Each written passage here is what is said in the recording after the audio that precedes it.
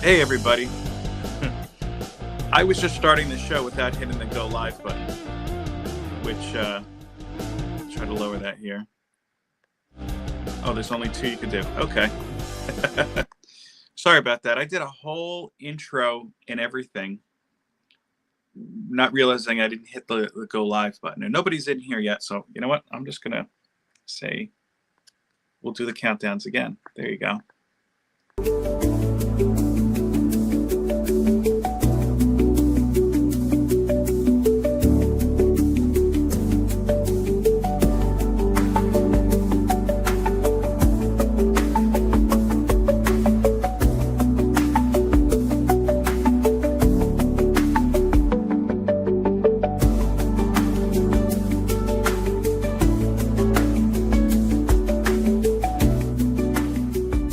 Signore e signori, abbiamo più influenza, sui tuoi figli di te, Molly amiamo creato e iniziato da New Jersey.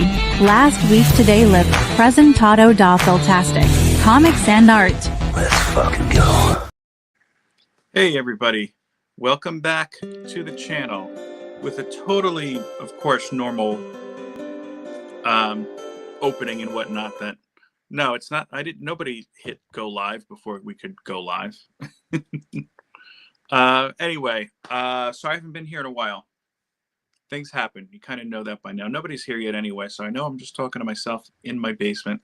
That's okay. We do have a guest waiting for us, but I'm going to try to just stretch a little bit, give opportunities for people to come in here. I do want to address something, actually. If you are watching me on any other platform besides YouTube, whether you're watching this live or recorded, please go ahead and put a comment in. I'll tell you why shortly. My StreamYard subscription is going to be due up in literally a couple of days here. And as you may or may not have been told, StreamYard was recently, within the past year, sold to another company. And they've decided to hike up the prices on everything, making it really, I think, in my opinion, and most from what I understand, unaffordable for little guys like me to do it. So I'm going to be downgrading to a free subscription plan, which without, the bells and whistles also means that I can't talk to more than, I think, one other platform at the same time. I'm going to see if I could figure out something like maybe log on to my Facebook through my iPad, so it's like a 2-camera type of thing. But I definitely can't keep doing what I'm doing. Again, it's just unaffordable. So again, if you're watching on LinkedIn, Facebook, X, or something else I'm just not even aware of that I'm streaming to, go ahead and leave a comment. And again, it's just for me to figure out, okay, if I have to stream to another platform, I can do this one. Simple as that, just my own kind of thing. So as I said, I do have a guest in waiting. I wanted to at least give people a chance to come in. I know everybody has some things to do on Saturdays. Here in New Jersey, it's a nice rainy Saturday, so it's good for doing some catch-up stuff or for having a nice little conversation here. Other than that, like I said, I have not been on, I know, in 3 weeks, so I appreciate everybody coming in and hanging out here. We do have a great guest today, too. Let's see here. So let me go ahead. You know what? I'm going to go ahead and bring him in here. Stage is Mike Weatherford. How you doing, Mike? Hey, good morning from Las Vegas, outer reaches. Good morning. I appreciate you jumping on this early, especially too. It's like you said, oh, I got to get ready and everything. It's like, Yeah. We're kind of relaxed. It's cool. I'm in my basement. I'm in sweats, so it's cool. And I do want to thank you for your patience. Just to let everybody know, Mike sent me his book, which we're going to talk about shortly, a PDF, way back in January, and just things happen, craziness ensues. I just kind of got lost in the shuffle. But I can say I have read it, and it is pretty fantastic. So I'm excited to talk about it today. Oh, thanks. Yeah. The name of the book is the Drive-Through Kings of 1977. Drive-In Kings, excuse me, of 1977. And I got to tell you, every time I think I have this book figured out, like, oh, they're going this direction, there's like a whole big left-hand turn, but I'm getting ahead of myself. Um, Mike, before we get into it, why don't you tell us a little bit about yourself and give us the elevator pitch? Okay, yeah, I was. This is a longtime print journalist, making his first kind of excursion into trying to do a comic book. But I worked for decades, let's say, for the Las Vegas Review Journal, and I was an entertainment reporter and columnist. So I Oh, covered all wow. the Vegas shows, things like that. And then, about the time I stepped down from doing that for many, many years, that little thing called the pandemic came along, and longtime comics fan, longtime drive-in cult movie nut. uh, I'd had this idea simmering for a long time, and like a lot of us, needed to stay sane during the pandemic. And I was like, can I sit down and do this? I mean, I don't. I've got a. It's a new medium for me. I write Mm. like thousands of words in nonfiction and journalism, but can I sit down and tell a story? And that eventually I kind of figured out the nuts and bolts of hopefully of how many panels per page, stuff like that. And off we go down the self-publishing rabbit hole, right? Wow. Yeah, and it's funny you say you're a journalist. I've had a couple comic writers on who started as journalists, so it feels like it's in some cases well, I guess from my perspective, I would see it as, oh, well, this is a natural progression. You're going from this type of storytelling to another, but uh, I can imagine, and from what you're saying, what I've heard others say, it's not so easy. It's more of a whole gear shift, if you will. Yeah, you look up from the sofa and you're like, somebody tell me what happens next. Because when you're interviewing people or you're telling their stories and you're telling real stories, that's one thing. When you're trying to make shit up, it's different. Yeah. Oh, I'm sorry. Hold on a second. I lost my comments for a moment. Oh, here we go. I'm sorry. Let's say hi to people who are here to check us out here. Well, oh, hold on a second. Wellbore is here. For some reason, my comments don't want to show up, but I'm going to go ahead and throw in here. Evil, how are you, sir? Evil Mike, let me tell you something. And Evil, he's a good guy. I don't know why he calls himself evil. I'll say this. This is a book that is right up his alley, and I'll go into why in a little bit. I'm going to remind everybody, too, that I did put the link for the Kickstarter in the description of this video, so go ahead and check it out. And again, on Kickstarter, it's Drive-In Kings. I keep saying through, I'm sorry. Drive-In Kings of 1977. It is fully funded, so at this point, jump in. Get yourself some good books here. Yeah, JSS it's fully funded at a kind of strategically low goal that's still below break-in. So we're still kind of we need you. We need you. Definitely jump in then. There you go. And like I said, I could tell you, we having even my little Rinky Dink channel, I do get people who say, "Hey, can we come and talk about the book and talk about the book?" I only let people on if I like the book. So this is the first hurdle, but let's talk a little bit about the story itself, because like I said, I feel like every time I was like, this is the type of story he's telling, you kind of threw me for a whole loop here. Tell me about the inspiration. Well, like I said in the other ramble there, lifelong, there's something in the DNA of people that are crazy about drive-ins and cult movies and seeing cult movies at a drive-in in particular. But I guess a more direct inspiration, growing up in the print journalism, print newspaper era, waking up every morning from like the time you're 12 and you can't drive and you can't go to the drive-in yet, but just looking at those newspaper ads, and on Facebook groups now like Groovy Doom are totally devoted to these exploitive amazing wild clip art that a newspaper today wouldn't even allow.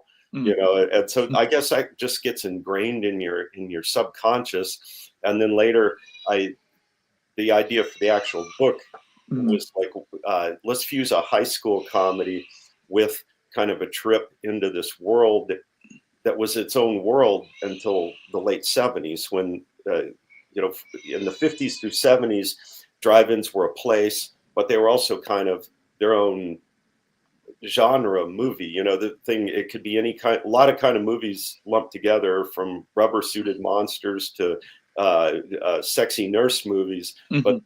you could call them all just drive-in movies.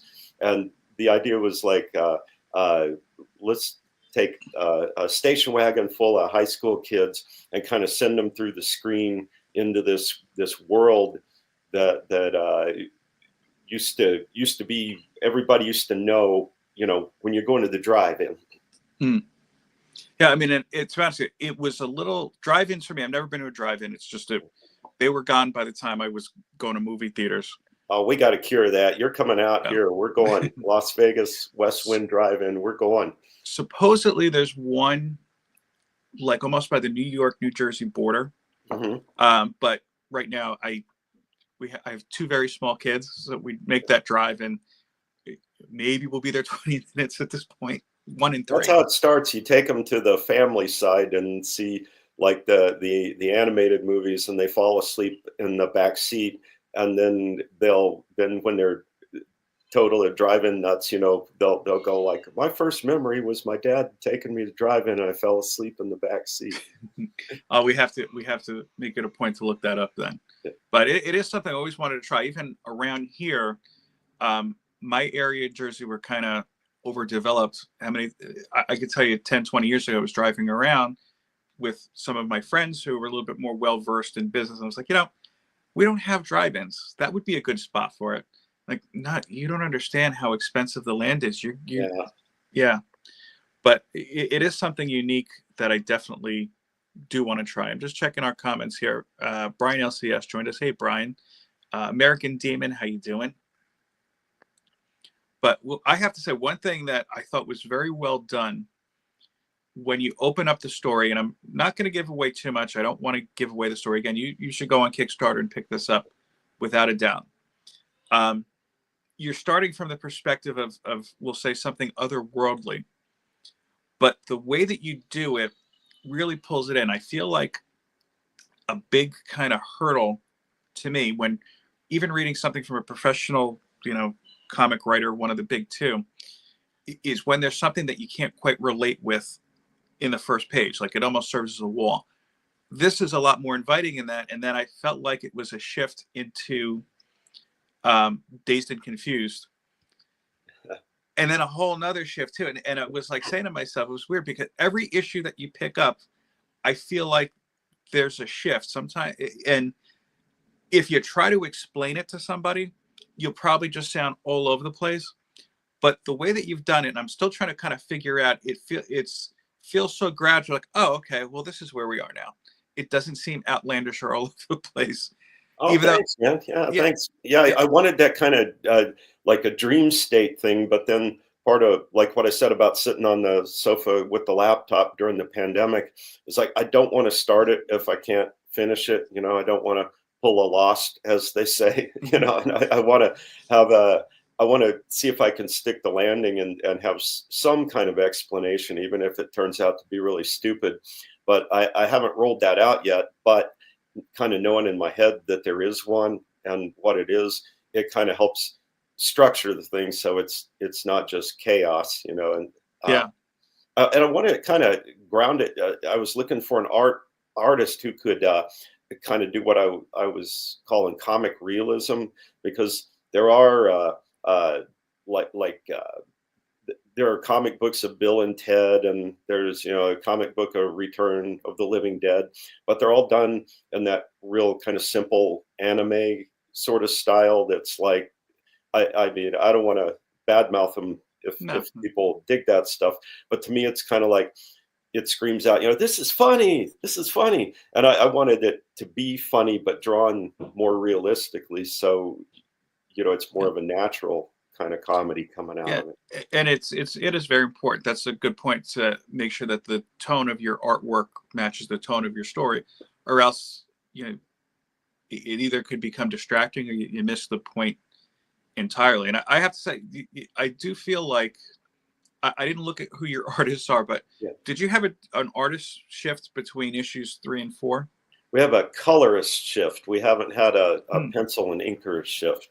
But okay, yeah, because it did have a different feel to it a little bit. but Yeah, still good, still vibrant. I dug it. and we may go back to the colorist. He had a real vibrant, and I like kind of the idea of this, all this stuff is fun to talk about because you don't know how much of it filters down into the actual product and whether people pick up on it. But the idea was those first two were sort of 1950s Technicolor, like Queen of Outer Space, and that early sci-fi vibe where the colors were real vibrant and garish.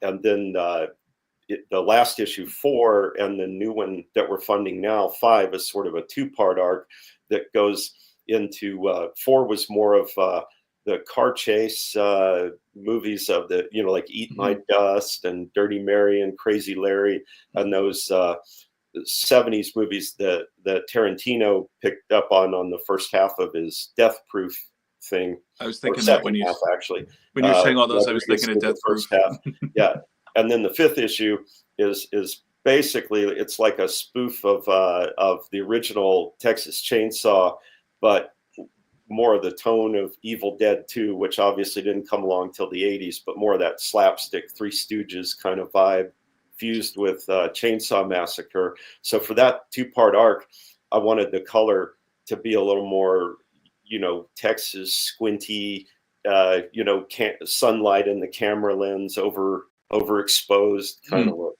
And again, how much of this filters in? Hopefully, people pick up on it, or it's subtle, but you have to kind of aim for that. Yeah, I didn't pick it up on that level. To me, it was just again, I think because of this shifting, I didn't realize it's more of a love letter to cinema than anything else.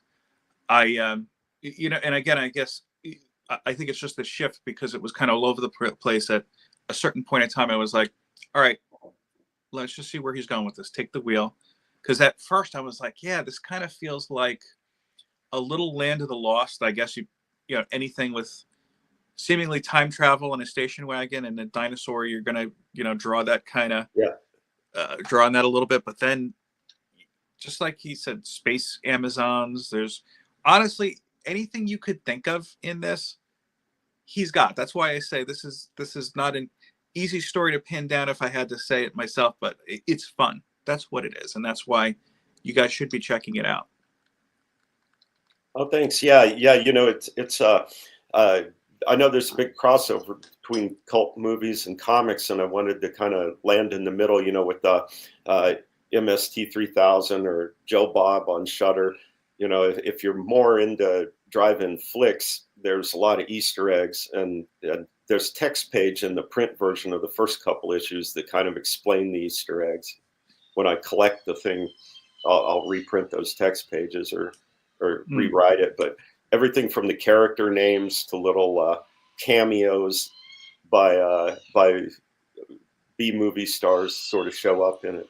Yeah, even you have a character that pops up who I thought he was gone, and then he kind of creeps up. Felt like a little bit in issue 4, like an Elvis type of character, and I couldn't help but think that there was that whole sequence by the campfire. I was like, yeah, this kind of feels like an old Elvis, like a clam bake movie or something like that. Yeah, it's got that vibrance to it. Yeah. Yeah, that was that, and the song the guy sings is supposed to be kind of a spoof of "Do the Clam," one of the more ridiculous Elvis songs. Let's just say we haven't seen it come back like Little Less Conversation. We haven't had that one. Yeah, had "Do the Clam." No, let me tell you something. Which was written by one of Ed Wood's wives, which is. Oh, I didn't know that. Yeah, so there you go.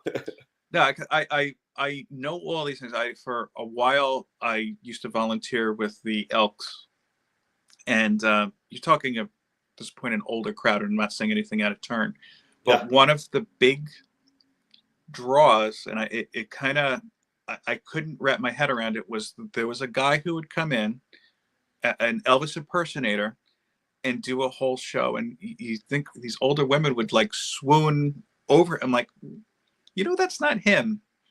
He lives up the street, and he, this isn't his main job. He's, works at the pizza place too.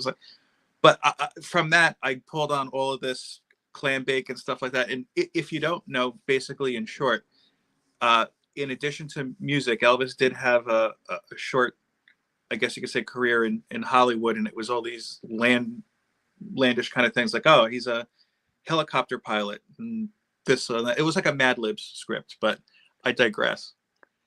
No, that's that all was a little before my time, but as far as seeing those at the drive-in, but it definitely, those movies were on TV, on local TV on Saturday afternoons and stuff, and I just, that generation a little bit before me, those folks you were talking about at the Elks Club, you just can just kind of imagine the last little pre-Vietnam innocence or whatever of seeing those at the drive-in, because they're just so ridiculous and fun, colorful. You put it much nicer than I always did. Now, you said you have a definitive end in place. How long do you think that this journey could last for them? Well, I have an ending in, I scripted 12 separate issues, and that was before I had any idea of how, if I could actually sell this to a company, or if I was going to self-publish or do the Kickstarter. Doing it on the Kickstarter and realizing how hard it is, I don't know, it seems like a longer road to 12 than it used to.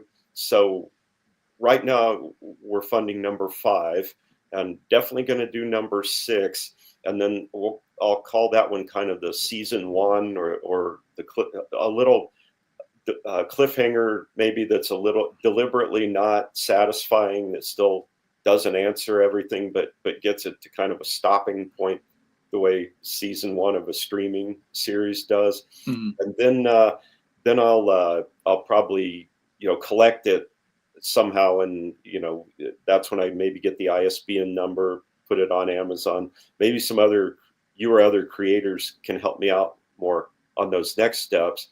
But then if we go into kind of that second season, or volume 2, I don't know if it'd still be 6, or if I'd condense it down to 4, or 4 issues with more than 24 pages. Still thinking about that, as you can tell. Yeah. Well, you know what, though, you have a plan for your story, and that's more than most have, from what I've seen, at least. But I can tell you, I mean, I think you're I don't know how many shows you've been on, how many people you've spoken with, but I think you're in the right place as far as, if you really want to collaborate and get ideas on not just your main story, but also how to get it out there. Because Kickstarter, of course, is the most well known. I mean, I look at it, and it's one of those things, like, I've never done a Kickstarter. I don't know how to do it. I know that it's something that is an art in itself in many ways. Yeah, it's frustrating, and I'm learning some as I go, but the things I didn't know going in, I didn't realize how much porn is on Kickstarter, and the not safe for work stuff. Yeah. And you see the phenomenal amounts of money it raises, and it's kind of funny in my case, because it's like, my book is kind of about exploitation movies, and movies that all the ads were in the newspapers back then were completely what the covers of these not safe for works books look like. And I go, it's like, I'm celebrating that stuff and paying tribute to it, but I'm not that, and I'm competing with that. So it's kind of ironic. Yeah. It's, it is. I think the internet, like anything else, whatever you want to find, you're going to find it there. And I think that's a niche all in itself. I personally, I'll be honest, I can't understand, like, going to the LCS and spending money on, like, your Zenoscope books or something like that. That's just me. Yeah. Even, sometimes there's these more cheesecakey variants, and it's like, okay, you want to spend $20 on drawings of boobs? There's real ones out there. They're there. But like I said, I mean, I guess to each their own. Yeah, and we're tilting that way a little bit toward, that way with the cover and the cheesecake and the cover, but the actual content, as I don't know, I guess it'd be like PG-13 or something, you know. But what's great about these characters too that you have in this comic, and Brad, I'm glad that you brought it up like that. They are the quintessential kind of, like I said, dazed and confused earlier. It's like, okay, these guys, all they really care about is having a good time, having a couple beers, and maybe getting laid. And I feel like it's that carrot that's in front of them constantly that just kind of like Peppermint Patty and Charlie Brown. The football goes away at every point in time. But I'll be honest with you. I think it was either late in the third issue or in the fourth issue. I was almost like cheering for them a little bit. I was like, oh, okay, yeah, no, they're gonna. This is gonna happen now, okay. But they got close. Yeah, Dazed and Confused. I'm glad that's a huge reference point for it. That was my life, and then to the point, that daughter's in her 20s now, but at some point when she was still at home and in high school, it was on basic cable, and I almost called her downstairs, and I was almost going to go, if you watch this, you'll see how different your high school years are from your old man's, and you'll kind of see how this is how it was. And then I was like, do I really want to do that? Do I really want to call her? Do I really want to own up to this? But then of course I go out and pour it out into this comic book, and the artist is a young Italian guy in his 20s in Italy, no drive-ins there to my knowledge. And again, we were talking about kind of the unforeseen things, and one of the hardest things has been to try to nail that 70s part of it in the flashbacks and things like that, and just have to bombard him with reference photos, because. But he nailed it. It is unmistakably 70s to the point where I'll be honest with you, I think it was in the most recent issue, the fourth issue. You made a reference, or one of the characters made a reference to Westworld. And I was like, hold on a second. That was a TV series on HBO. Then I thought, right before we came on, I was like, let me just Google it. And I was like, oh, okay. I didn't know it was a book and a movie back in the 70s. Like, okay, there you go. Yeah, that's a perfect example. I want people to kind of do a double take and think about it. But because, the original 1973 movie,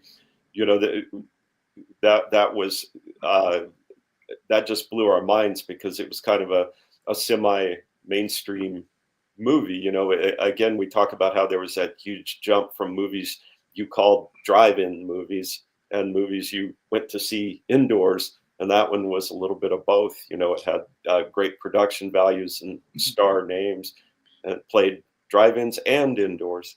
It seems to me, and tell me just so my own point of reference, like growing up in the 90s, we go to, like the rent a movie, and you had like your Hollywood A-list stuff, and then you had the stuff that was maybe filmed in like a warehouse in the middle of central Jersey somewhere for a quarter of the money, like your maybe like C and D level kind of stuff. Is that kind of like the comparison, I guess? Yeah, absolutely. That's kind of what happened. Like you mentioned, the drive-ins themselves started to close and get redeveloped into shopping malls and apartment complexes. You mentioned the real estate values, and then I think the drive-ins as a genre, or as the movies themselves, that got replaced by the direct-to-video stuff when people started getting VCRs and shooting, the low-budget movies on video. Let me ask you, we were talking a lot about drive-ins and how that, kind of really has influenced the story. It's in the genes of this story. How much of the story do you think just came from living in Vegas? Very little. That's funny you asked that. Nobody else has, but one of the reasons I did this was because I was kind of just tired of Vegas, tired of Vegas stuff. And I did, it came out a long time ago now in 2001, but I've done a book that might be the only overlap to what we're talking about. It's called Cult Vegas. And it was, people are like, cults like Manson? And I go, no, it's the, Mhm. People get it's a play off cult movies and that, you know. So it was kind of the weird history of Vegas, and the longest chapter is the Vegas movies. And so that has everything from Amazing Colossal Man to Mars Attacks. Mm. And that I guess is kind of the overlap here. But mostly I was like, you know, no, I've covered Vegas and written about shows for so long that I want to try to step out and do something different. But if the two circles overlap, that's where it is. Yeah, I say that because I know, especially trying to think, is it in the fourth issue, the third issue? I where they're actually doing a lot more driving than they had in other issues. I almost feel like it's I think it's the fourth one. Yeah. I'm trying to talk around it because I don't want to give out Yeah. anything, because like I said, this is a really fantastic kind of a surprise book, I say. Um, like I was thinking, wow, they're kind of driving a while. I don't know anywhere, at least around here, where you're going to drive that much and not see any other buildings or any other kind of signs of life, except for a desert. Yeah. Yeah. Well, you know, a lot of these those old '70s, that whole genre of I mean, the fourth issue, the main reference point for it is the Great Texas Dynamite Chase, which was the movie that a lot of people say Thelma and Louise ripped off later in the '90s.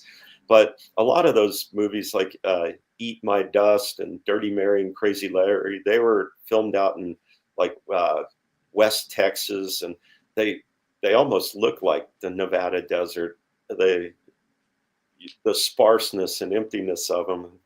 That it is the fourth issue you were talking about. I was, again, you know, as this stuff kind of comes together from what you're originally thinking about, I was like, I was calling it the car chase issue, and the final version of it really doesn't have but like a page or two of car chase, because I realized why you don't see those in comics very much. You know, like it's boring in a comic. Like They why, do happen. why, I'll does, say why does this. every Batman movie have this huge 10-minute thing with the Batmobile car chase, but the comics don't?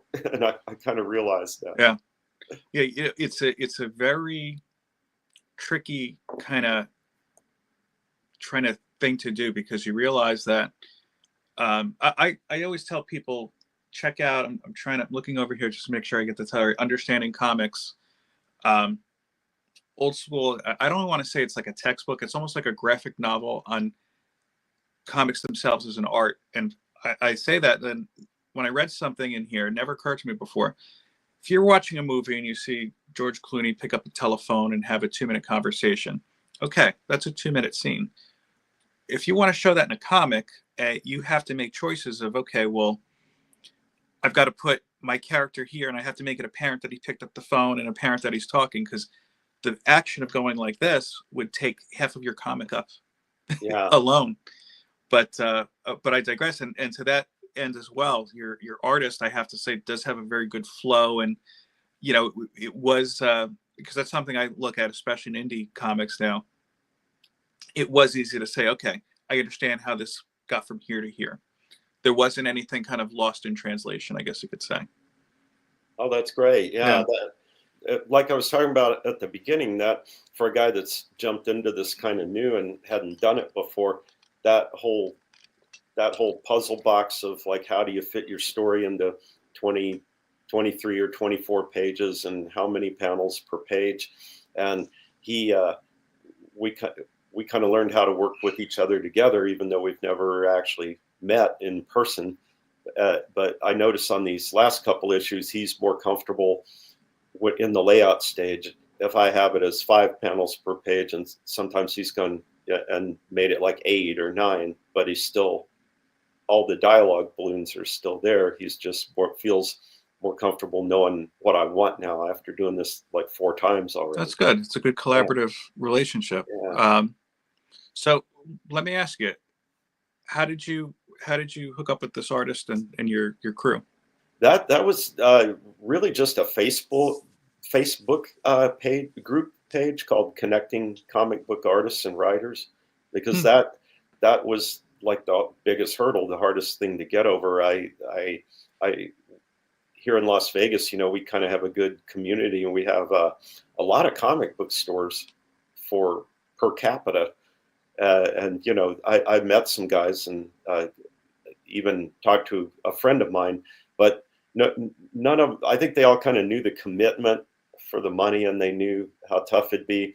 And they, like we talked about earlier, they weren't really realistic enough for what I was looking for with faces, or they were a little too superhero, Mm-hmm. when you can kind of get by with the masks and the costumes. So I found Francesco on this Facebook group and just started kind of going back and forth with him. Yeah, and the more people I'm meeting involved with making their own comics, that Facebook is a big one. If Brian is still here, Brian LCS just came out with the second issue of his book, The Doctor. I think it was pretty much the same thing. He had to find a talented artist. I don't know if he found it through Facebook or what means, but yeah, it's amazing just how social media and the internet are putting talent together to make a great project like this. Yeah, it's that was the big hurdle, and it's a lot to ask somebody, that's doing it for a page rate and Mm-hmm. not in the same country. But hopefully it'd be a good break for him. I mean, now the same way I can show that, I sort of stuck the landing and got 4 of these done, working on the 5th. He can kind of show that he's done whole books and not just sample pages and things like that. I'll say this too. I give people a lot of credit, like yourself, for having these ideas and just saying, let me just get it out there. Let me just get it from here to here so that it's something real, something I could share.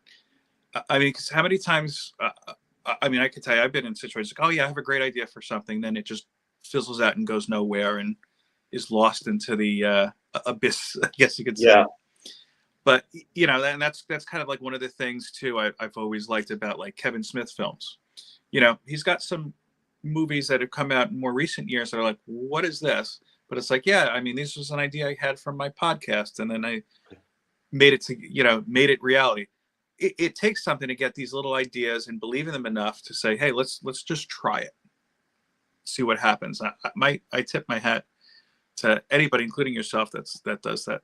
Well, yeah, and you got to be at the time and place in your life. I mean, you mentioned you had young children, and that Vegas book, I was lucky. I had at least the first draft and most of that done before ours was born, because it's just hard to do stuff like this when you have another career or another job, and that's why maybe I got a late start on this. And some of the humor, like when I watch Friends reruns on TV, and a lot of Friends jokes wouldn't be on a show now, and I go like, man, these guys, this is more their humor, but you can't look back. You have to try to write it for today's sensibilities. And so, yeah, sure, I wish I'd done this 20 years ago, but you had to wait for that time in your life when you can devote the time to it. Yeah, 100%.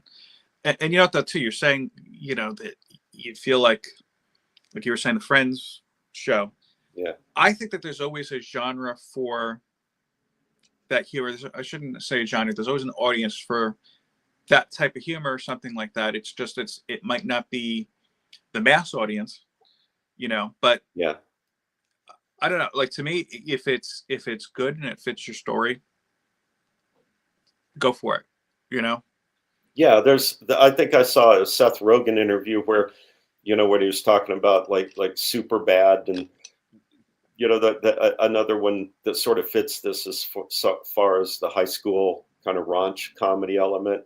And he's like, you can't do jokes that they did in these movies all the way from 70s up into the 90s. You can't do that anymore, but you can sort of do it if you wink at the audience and you say, we know we're not serious about this. We know this isn't right anymore, but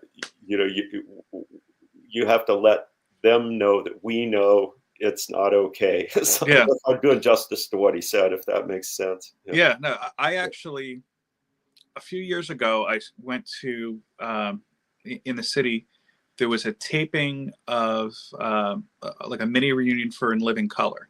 Yeah. And Jim Carrey wasn't there. It was Keenan Ivory Wayans, Damon Wayans, Kim Fields, Tommy Davidson, and David Allen Greer. And they were talking about a lot of the stuff that they got through, and because it was before the internet, they wouldn't get in trouble for weeks later. And because people actually had to sit down and physically write a letter and write it into the network. And, you know, it was hilarious. And people, I think Tommy Davidson was like, say, hey, you couldn't do that now. And Keenan Ivory Wayans said, you could do it. You just have to be smarter about it. Yeah. It's like what I personally, I love old comedies. I love Mel Brooks movies, Blazing Saddles, everything like that. I've heard from people, you can't do that. And it's like, you can. Again, you just have to, I don't know, be much more brilliant, I think, than I could be to get that through. That's a hard part. You have to make a lot of the jokes about the three guys, the guys that are saying the thing that's wrong and not the people they're saying it about, you know, that kind of thing. But yeah, it's funny too. I don't know if have you seen the trailer for they're making another Naked Gun film? I haven't seen the trailer. I knew they were doing it. There is a very big wink when I figured they would just avoid O.J. Simpson entirely. Go watch the trailer when you're done. There's a very big wink to it. That when I saw that, I was like, all right, we're going to watch this. Wait, not watch it until it streams. We're going to watch this. That's the elephant in the room, you know? Yeah. And I was like, great. They met that head on. But, back to your book, because I know that you said that you have this 12-issue structure planned. Yeah. And you're referring to things like, okay, this is the car chase part of the book. Yeah. Some of these other elements will say that have popped up in the book. For example, we're talking about space kind of Amazonian women. Yeah. Do you have all of that plotted out as well? Or are you just in the middle of it like, you know what, I'm going to throw this right into it? No, that was pretty deliberate. You know, again, when you've been a print journalist and you start with lack of imagination, you know, telling other people's stories, another friend and I had talked about this idea like 20 years ago, but back then it was way more like the Woody Allen Purple Rose of Cairo movie, where that's still sort of the basic concept behind this that gets it off on is they literally go through the screen into the movies they're watching. But originally we were like, okay, they'll go into a sword and sandal movie, they'll go into a car chase movie, they'll go into a grindhouse horror movie, they'll go into a blaxploitation movie. And as I actually sat down and do this many years later, I was like, that's too spot on and that's too obvious. So let's make wherever they end up, wherever they are, let's fuse all that together. And that's why real deliberately in that second issue, so you think they're like in the Valley of Gwangi or Ray Harryhausen stop motion dinosaur movie, but then an Elvis guy shows up in a Cadillac. And that to me was like, yeah, that's how it has to be. And as long as I can at some point explain why, it's more fun to blend these genres up a little and mix them up than to go to one in one issue and another one in another issue. And it's you know what, like I said, if you put the elements together separately, dinosaurs, Elvis guy, Amazonian women, car chase, it just sounds like a mishmash. But again, the way you've blended them together somehow, it works so well. Thanks. We do have a question here. Let me just see. This is from Evil's Comics. Mike, StreamYard changed. I don't know how to show the comments on the screen anymore, but I am reading them. Since the issues are out to number 4, has there been any feedback? And have you changed the story? Have you incorporated the feedback in any way? Not too much. And the lack of feedback is a little weird. And I wish there was more of it. The cool thing is that on the Kickstarter campaigns, people are coming back. The same, you know, a lot of the same people are back in each time, and that shows, you know, that they like what they found and they dig it. But I don't. I'm always open for comments and feedback, and I don't get a lot, and I'm not sure why that is. I couldn't answer that one, but I'll give you my feedback. I enjoyed it a whole lot. It's a nice little surprise, and I'll say this: I have not read a whole lot of comics this year. Just the natural flow of things in my house. This caught my attention in a good way. And one of the reasons, actually, I'm glad that Mike asked that question. I was saying to Mike earlier from Evil's Comics, this is something you'd really like. Mike and I were in a online book club that we had. We're reading the Stephen King Dark Tower series. Yeah. I didn't know it was 12 books. And then when we started reading, he said, "Yeah, it's 12 books." I was like, Yeah. "Oh, okay." And I hadn't read all the other Stephen King books. I think the most experience I had is I saw The Shining, I saw Doctor Sleep, and I remember seeing at least a portion of the Stand miniseries when I was a kid. But I was more focused on Laura San Giacomo, to be honest with you, other than the Who story. wouldn't be? Yeah. Well, I can say that now because I know my wife's not watching. But Yeah. anyway, so Mike, this is up your alley because you do have these mixture and blends of, in this case, cinematic genres that that just they shouldn't work so well, but they do, and it's great. Yeah, the Stephen King, Peter Straub co-written book, The Talisman. There's a lot of what I'm doing there. You know, you try not to rip anybody off. You try to do your own thing, but yet, you know, you have comparison points, and I'm sure influences creep in. And that book, The Talisman, someday that'll make a great like HBO streaming series. You know, because they could do it now they could do a long form thing with lots of episodes. But that one, a little bit of comparison to mine because they go from a real world into a fantasy world. But in that one, they go back and forth, and there's portals to kind of go back and forth. I haven't. Not to give away too much of mine. I No. tap into that a little bit. Yeah, Mike actually, he's reminding us. He actually on his channel, I had to exit the book club, just time commitments. But he and Steve White, who's another great member of our community here, just broke down The Talisman, just did an in-depth discussion Okay. and whatnot. So Yeah. It's funny that you bring that up, and I know that you got at least one more reader out of it here too. I know Mike is gonna take a look at it, and Mike, you will enjoy it. I Well, can yeah, say and that mine, much. you know, obviously in the first issue, the drive-in screen becomes the portal to this other place they go. In The Talisman, I forget how they actually get back and forth.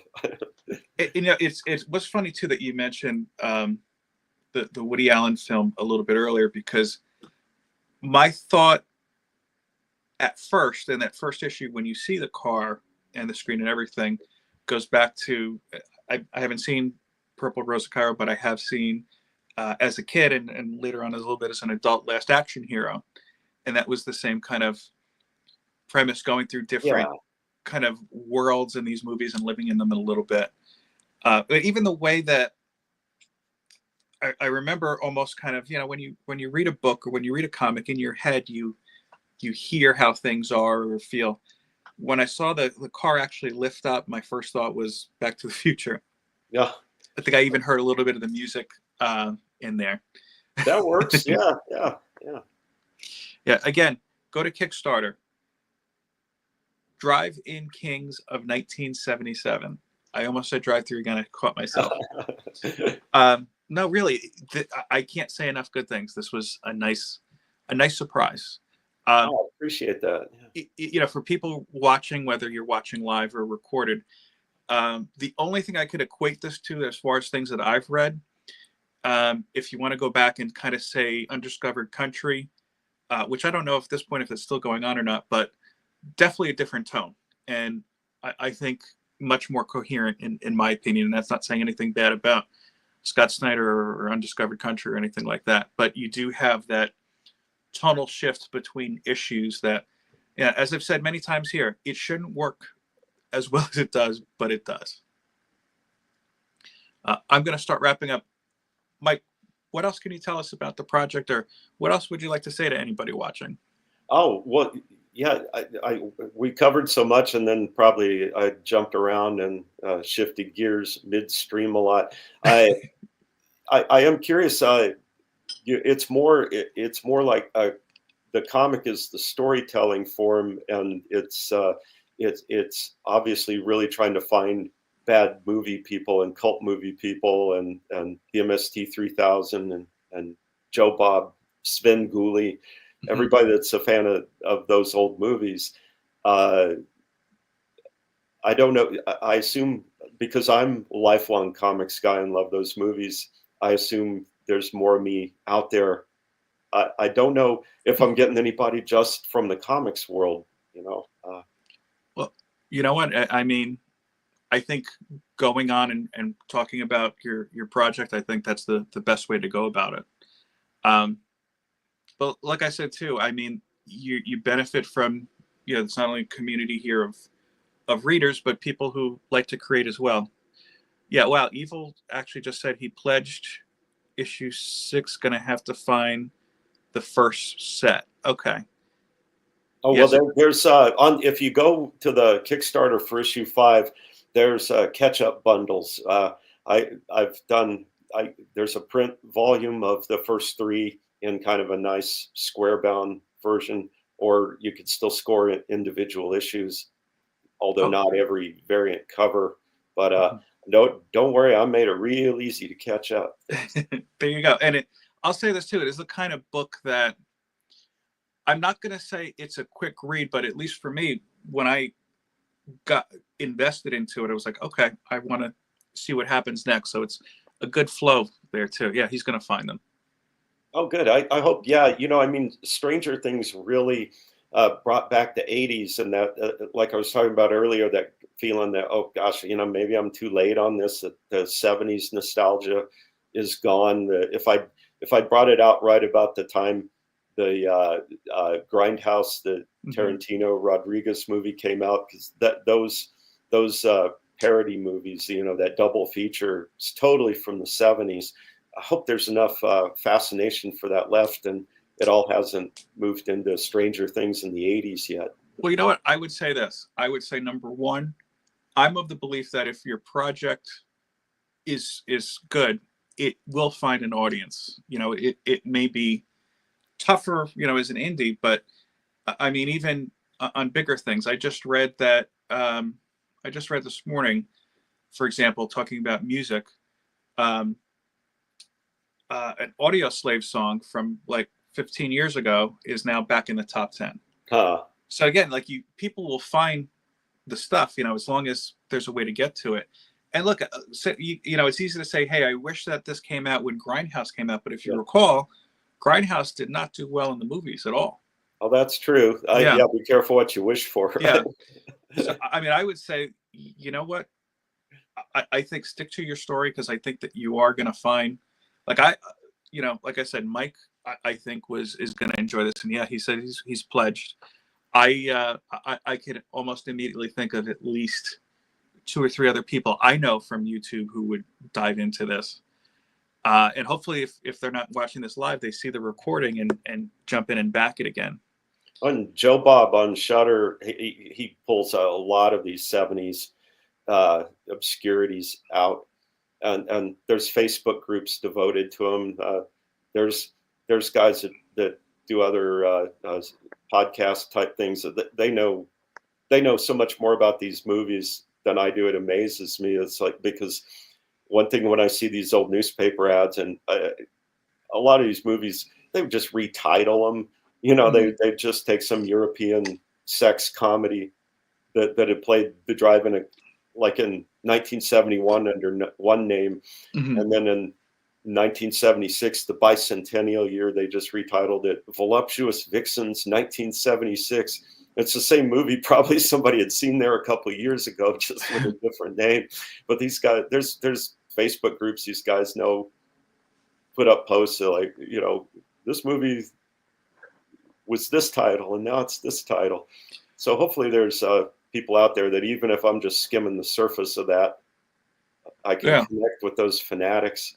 And Mike is bringing up a lot of points too, that you never know when things will be kind of in vogue again. Like you mentioned, Stranger Things put Kate Bush back in the spotlight. The Madonna song in sync with the Deadpool and Wolverine movie. Wellbore brings up the Master of Puppets again, became big again after Stranger Things came out. So, I mean, you never know when these things are going to pop up. I know that you've been talking a lot about 70s film groups and to a lesser degree, like comic groups. Have you thought about maybe checking in some vinyl groups? I mentioned that because I know of a couple record stores actually around here that sell comics. And I know that there's actually another creator that we've had on, Cynation Comics, who their end is a little bit different, but they're primarily musicians who created a comic and sell at their shows too.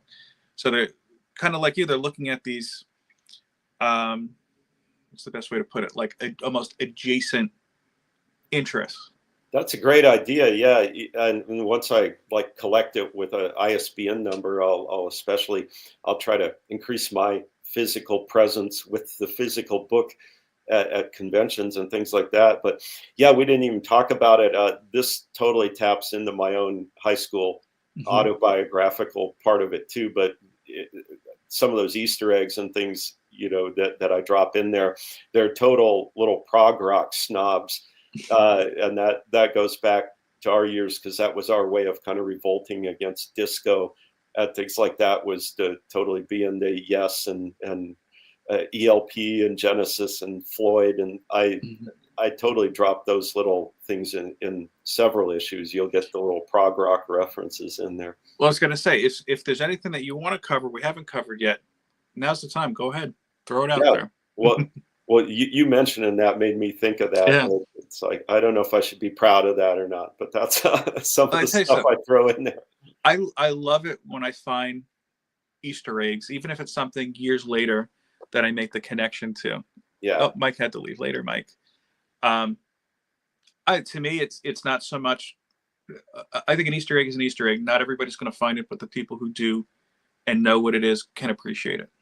Yeah, it's so easy to look up now too. I mean, I was threw in, like, one of them says, "This is weirder than the No Earthly Connection album," and so if you want to just keep reading, you can keep reading. But if you want to stop and look that up, it's a very strange concept album by Yes keyboardist Rick Wakeman that was about spacemen and interplanetary connections.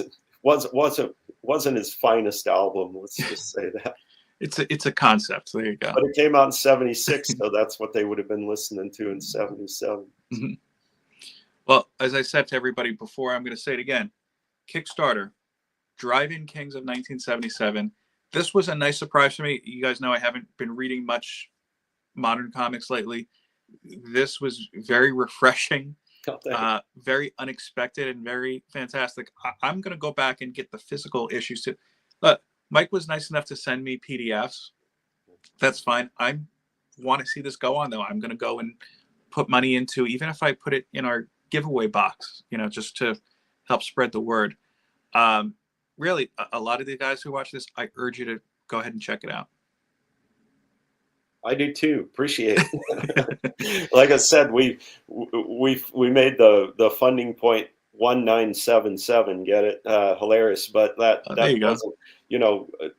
I always say I'm playing the long game, and since I don't really play golf, I don't know if I know what I'm talking about. But I try to claim it's cheaper than golf, right? But no, each issue is not getting to the actual break-even point, and the artists are getting all the money that does come in at this point. So the real way to make this viable is try to get more of you. A lot of Kickstarters, they raise it in like $6,000, $8,000, and then you look down and it's like less than 100 backers. So they're getting crazy money, like you might have mentioned, for the metal stamp covers and the trading cards and all the gimmicks. And I'm not confident enough to do all that, but the way to try to grow this and make it long term is really just to get more people that even just come in and get a digital issue or a print issue, and just try to break 100 this time. We got to 99 last time. If I could get a couple hundred people just with modest, single issue pledges, then this thing becomes really viable at that point. Yeah, guys, make it happen. And like I said, it's a good book. You're not gonna regret it. Thanks. Oh, Trev just popped in too. Trev, we're about to slow down, but Trev, you should go back and watch this because I do think that you'll like this book as well. Trev was also in that same book club with us here. So again, Kickstarter, Drive-In Kings of 1977. Go ahead and check it out. Mike, I'm about done for the day, but if there's anything else you want to go with, go ahead. No, I can't. We covered a lot. Yeah. Yeah. But like I said, I'm excited for this, and I hope not only that you get, more people into this, but I hope that we see future issues as well. Me too. Me too. Well, thank you again for coming, and everybody here, thanks for giving us a little bit of your time to talk comics today. I hope that you enjoy the rest of your day, your rest of your weekend, and have a great week too. Peace, love, and comics. Take care.